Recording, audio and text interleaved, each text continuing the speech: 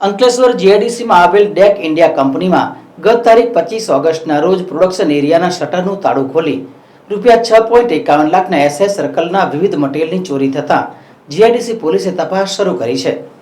અંકલેશ્વરની deck India company pharma machinery બનાવવાનું કામ કરે છે. આ કંપનીમાં ગત તારીખ 25 ઓગસ્ટના રોજ રાત્રિના અરસામાં પ્રોડક્શન એરિયામાંથી એસએસ સર્કલના વિવિધ મટીરીયલની ચોરી થઈ હતી. જે અંગેની જાણ પ્રોડક્શન હેડને થતાં તેઓ કંપનીના સીસીટીવી ચેક કરતા 4 જેટલા ઈસમો મટીરીયલને ટેમ્પોમાં મૂકતા નજરે પડ્યા હતા. વધુ ચોકસાઈપૂર્વક ચેક કરતા 4 ઈસમો પૈકી એક કંપનીમાં night guard supervisor Markandey Moriya ઓળખાઈ ગયો હતો અને ત્યારબાદ તે નોકરી ઉપર આવતો ન હતો. બાદમાં કંપનીના આસિફ શેખે જીઆઈડીસી પોલીસ મથકમાં રૂપિયા 6,51,000ના મટીરીયલની ચોરી અંગે ફરિયાદ નોંધાવી હતી. પોલીસે સિક્યુરિટી ગાર્ડ માર્કંડેય મોરિયા સહિત 4 ઈસમો વિરુદ્ધ ગુનો નોંધી વધુ તપાસ શરૂ કરી છે.